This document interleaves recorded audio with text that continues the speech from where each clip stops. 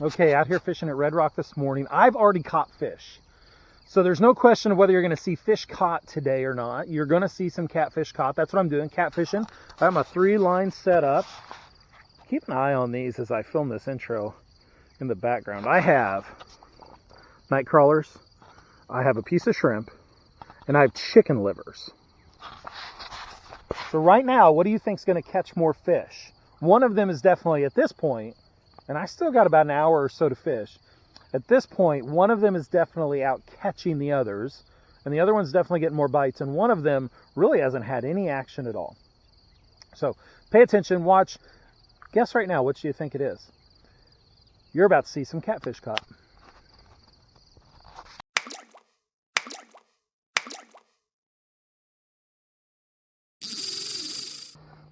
All right, going with 3 bait options today. We got the shrimp. It's been a while since I've used shrimp as bait. We got the standard crawlers and the old school chicken livers. It's been a while since I've fished with chicken livers too. So keeping it pretty simple. I was gonna go try to catch some cut bait. I'm gonna throw 3 big old crawlers on this first rod over here and get it going. I was gonna try to catch some cut bait, but I was in the Walmart, Fisherman's Paradise. You can get your beverages, your baits, and your burritos all in the same place. Lots of bait options. Whoops, there went a worm. Oh, I still got him. And I saw those shrimp there and the chicken livers. So, let's go a little more old school today. So, yeah, 3 simple store-bought bait options. This is a big shallow flat out here. I know these cats are probably potentially in a little closer this morning, but this is not a deep part of the lake. All right, so I got the worms out. Get these shrimp opened up. Put one big old shrimp. So there's one. I'll go 2. Put 2 of these shrimp guys on here.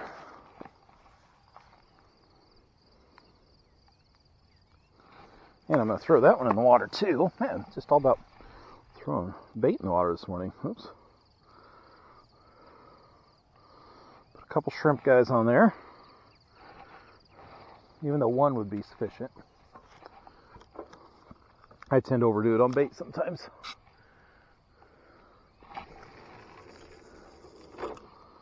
Get that out there. There's a lot of activity along this shoreline. I'm guessing, oh, that's stuck right in the mud. That is not deep. But it doesn't have to be deep. Especially first thing in the morning, a little low light still. I'll roll my sleeves up for this one. I like using chicken livers as bait, but they are messy. So drain some of this liquid off of them. Problem with chicken livers is they just are not always the most solid. They don't always like to stay on a hook. Actually, I prefer to use a treble hook with chicken livers, but I don't want to re-rig, so push that off my hands. See if I can get that to hold on the hook when I cast it out there.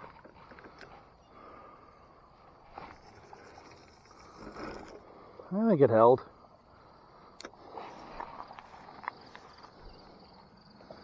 Alright, make sure those 3 lines are somewhat tight. Okay, I'm fishing. Fish swirl right here in front of me. I think that was a gar.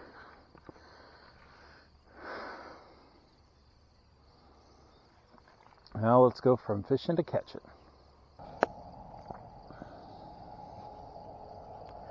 Yeah, I'm really surprised I haven't had at least like a drum or something hit those worms.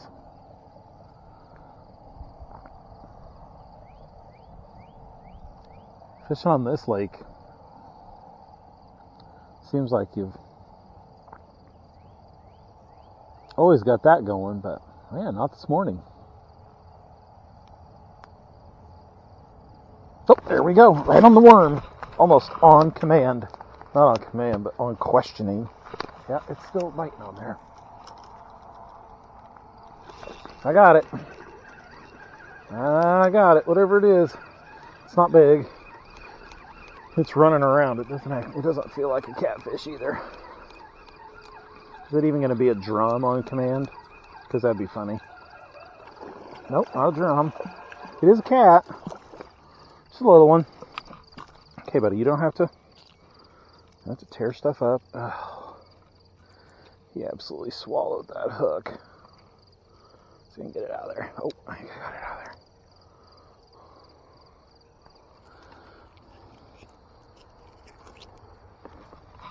Get in there. Ouch. Barb got me. Okay. Fish on the board. Alright. Baited back up. Gobba crawlers. Pretty fancy stuff here this morning, folks. Sinker slide. 2-ounce weight. And I don't need 2 ounces, but I like fishing 2 ounces. Just sticks it a little better. Gobba crawlers. Set it. And that's it.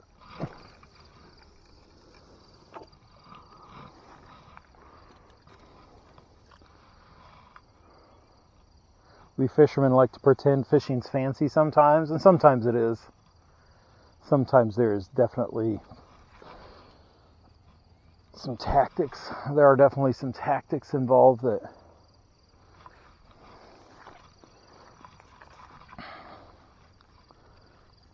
are unique or different. And sometimes it is as simple as putting a worm in the water on a hook.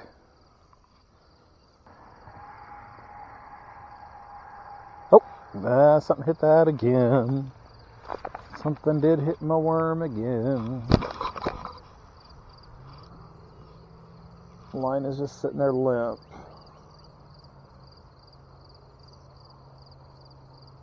Hit it and dropped it.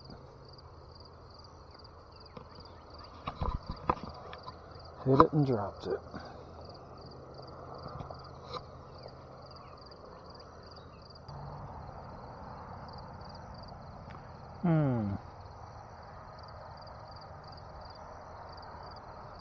One and done, huh? Oh, something's going on chicken liver. Something big's going on chicken liver. Yeah, that's something good here. Yeah, that's something good here. Oh, no. He may not be as good as I think he is. Definitely a lot nicer than the last one. Hey, he's okay. Not a bad fish.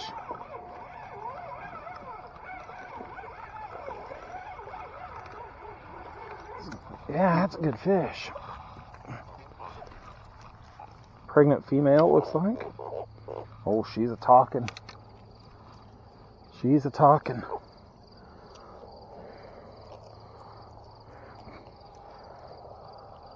Pop that hook out of there. Come on. Right in the teeth. Yeah. That's a little better catfish to start the morning. Get her back out there. That. There she goes. That is on chicken livers. Okay, so 1 and 1. Nothing on the shrimp yet. Oh, something just bumped that crawler again. Just a little tap.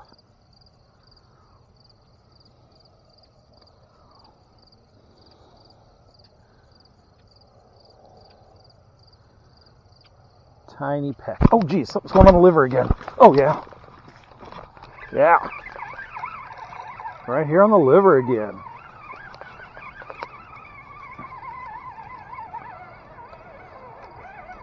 What do we got? He's a runner. A runner. Oh, there's my liver right there. A little smaller than the last one. A little smaller. About like the one that I caught first this morning. Ah, that's a good healthy fish. Back out there, 2 on the livers. That wasn't out there very long.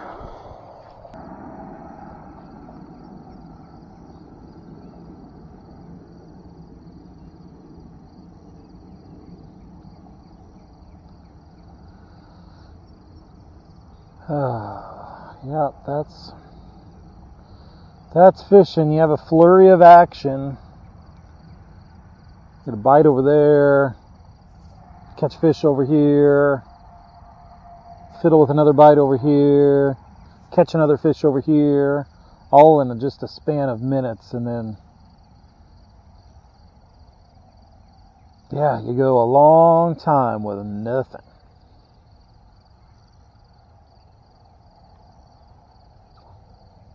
I understand how it works. These fish are just cruising around through here.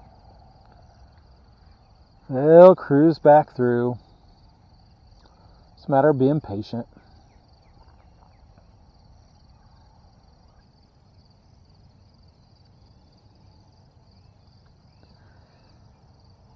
Haven't caught one of the dark males yet. It's so funny. I talked to, and maybe you're one of these people, so maybe this is an education for you, I guess. I don't know.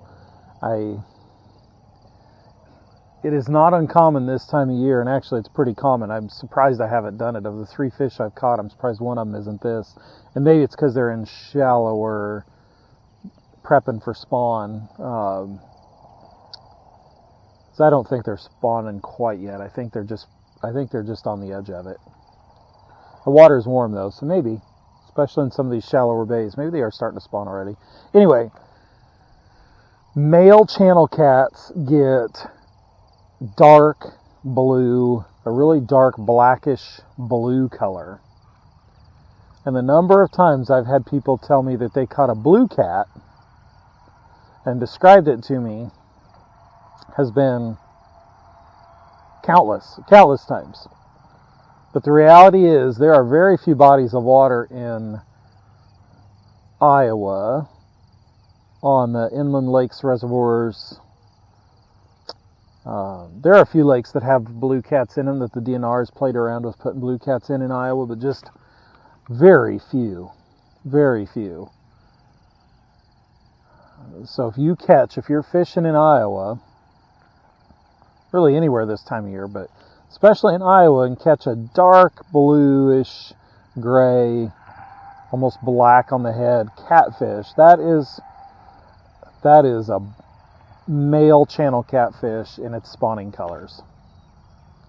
It's kind of interesting because that's what crappies do too. I remember one of my crappie videos, I'll link in the description, one of my earlier crappie fishing videos from this spring talking about that with crappies, because that's what male crappies do. They get really black. And so sometimes people will confuse a spawning male white crappie with a black crappie just because it's black in color. No, that's... Oh, something just hit my ant crawler. Oh, I'm chatting it up over here. That line is... Oh, there it goes. There it goes, there it goes, there it goes. It's still on there. Oh, he dropped it right as I went to reel on him. Dang it. He picked it back up and was running with it, and must have, yeah, he pretty much stripped all my worm. Okay. Dang it. Anyway, spawning male channel catfish, dark blue, almost black. Keep an eye on my other lines here.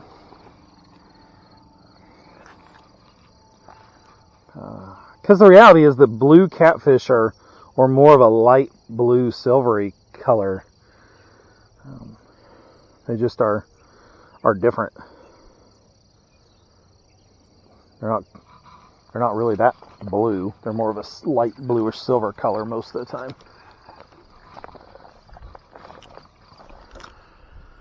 All right, gobba crawlers. Get you back out there. Yeah, I think Monday what I'm going to do, so a couple days from now, I'm going to get my dad out in the boat. We definitely do not do that enough. It used to be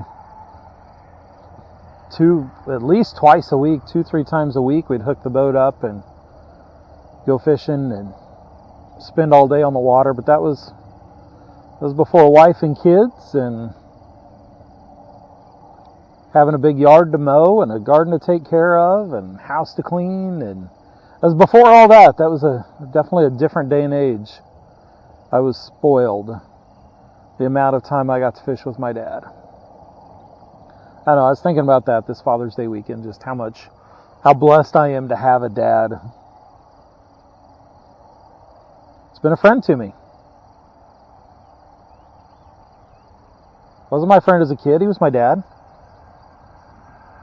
Discipline, respect, but as we've gotten older, we are friends, and that's awesome. And I was talking to somebody at work yesterday who's really struggling with some things in life, and she was just, really just processing through in our appointment, processing through her relationship with her dad, which is really hard. I think at one point she said he's dead to me because of some things in his life, some illness and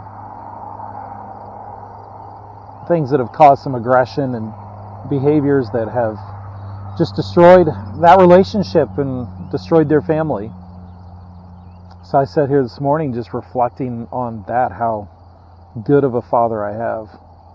And then obviously I could go the angle of my Father in heaven, how good he is to me, and how that has been reflected through my heavenly Father with my earthly father. And I don't know, get sitting on a rock here watching fishing poles and get into some deep thought.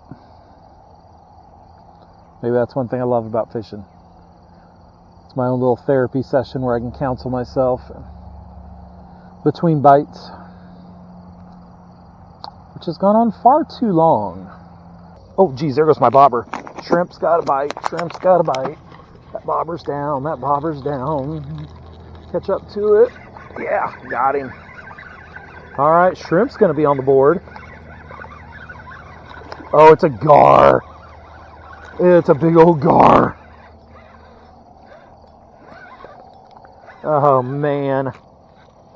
That's a big old gar. I did not want to mess with you this morning either, but it's the biggest gar I've caught in a while. Oh, dude. Okay, Mr. Gar. Well, that's a fish on the shrimp, I guess. Let's see, are you hooked down in there? Yeah, this leader's just going to be done. I'll put a new leader on there. All right, Mr. Gar. Okay, dude, I'm going to get you back out there. Give me a second. All right, gar. People love these. They're fun to catch. Holy cow, he was a jumper. It's been a while since I caught a gar. All right, dude. Get back out there. Oh, he just swam himself up on shore. Get out there. There he goes. Okay, that was a gar. William's going to be jealous. William has never caught a gar. Just about every time we come to Red Rock, that's what he's hoping. Oh, and something's going on my worm here too. Something's going on my worm. Got it. Little. It is little. Oh, third species of the day. Little drummer. Buddy, you're lucky I have lots of bait, because you could have easily been cut bait today. Little drum. Species number 3 this morning. Alright. And I find myself with only one line in the water at this point. It was a unexpected turn of events. I don't know, maybe another teaching moment for anybody who doesn't know. They're not alligator gar in Iowa. These are not alligator gar. They're short-nosed gar and long-nosed gar. Alligator gar are the giant gar from the rivers of the South. You can get the size of like a canoe. They are just gigantic beast fish. And that's not Iowa. Those are not Iowa gar. These are either short-nosed or long-nosed gar in Iowa. So, teaching moment. Yeah, I know they look kind of like an alligator gar, and they got the mouth and the teeth. That's not what they are. So, anyway, teaching moment of the day. Second teaching moment of the day. Blackish blue male catfish and alligator gar. Yeah. Wow, we're learning all kinds of things.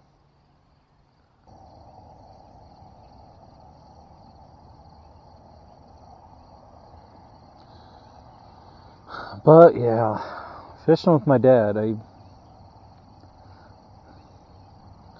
he would not love this kind of fishing. He needs to be a little more active. Trolling is definitely more his speed. There's always something going on when you're trolling. There's not a lot of, even when there's dead time of fish not biting, you're still running your boat, making sure you're in the right water, running the right contour lines, the right speed. If you're fishing with vegetation, trying to stay out of the moss, but at the same time be in the strike zone on the edge of the weed line. When you do catch fish, there's all that action and netting, and there's just, trolling is definitely made for the multitasker. Don't get me wrong, there's long stretches of just cruising and not catching anything, but again, there's always something going on. If nothing else, you're still running the motor and watching your electronics. But this, not so much. This is more peaceful. You just sit, waiting on fish. There's no trying to wait for them to, or wait to go to them. It's waiting for them to come to you. It's not you trying to find them. I can move down the line, I can move down the bank, yeah. But it's different. It took forever to get him to enjoy slip bobber and jig fishing. He gets pretty antsy pretty quick when there's nothing going. And sometimes you just gotta, if the fish are there, you kinda gotta wait them out sometimes. So, he would love the peace of this. He would not love, and he's probably watching this, so hi Dad. Thanks for watching my videos, Dad. Would have been so cool to have some kind of evidence of, and I've got the memories in my head and pictures. Didn't take enough pictures, but so many of the fun times I've had with my dad fishing or hunting, different things. It wasn't just fishing. Even working on cars, although that could be a little testy at times. So can anything be with your dad. Can be. But the number of fish that we've caught together, some of the big fish that we've netted for each other, some of the other wild experiences that, man, are hard to even put words to. Got all those memories with my dad, and it's really cool. And again, Dad, I know you're probably watching this, but you're no spring chicken anymore. But it started out on farm ponds. It started out doing this kind of thing. One of my favorite catfishing memories of all time, and I don't even have a super clear memory of it. For some reason, I don't have a lot of memories of my childhood and younger years, but we were fishing a farm pond, and it was our whole family. And I think we were using stink bait, if I remember right. I could be wrong. My dad will correct me. But we're at this farm pond, and we caught just buckets full of catfish. And I still remember catching some of those fish, and it just felt like nonstop action. At least as a kid, that's what my memory is. There was nonstop action. And we kept all those catfish for some reason. I don't know why. But we kept all those catfish, and oh geez, something just hammered my worm. Hammered it. Oh, it's back. Yep. Come on, just take it. Just take it, dude. I got it. We kept all those catfish, and they spent, I don't know, felt like hours in the house at the kitchen sink cleaning all of those catfish. Oh, little small guy. And I feel like, yeah, it was, I don't know if my memory is actually accurate on how that went down. That's just a little guy, smallest one of the day, but third fish on the crawlers. So this rod just clearly went ahead in numbers. But that's how I remember that. It's one of my, I don't know, maybe my favorite catfishing memory. Oops, sorry about that. Maybe my favorite catfishing memory, even though the memory is not fully intact and it could be somewhat wrong. That's what it was. Winner of the day, crawlers. Caught the most fish, caught 2 species of fish. Didn't win on size. Catfish size, definitely the livers won. Definitely the most fun fish probably was that jumping gar on the shrimp. So really all 3 baits were winners. Numbers was, if we're going strictly by numbers though, it was the crawlers with a few catfish and a drum. Anyway, beautiful morning. Happy Father's Day to all you fathers out there. I hope it's a great one. God bless you. Thanks for watching. See you next time.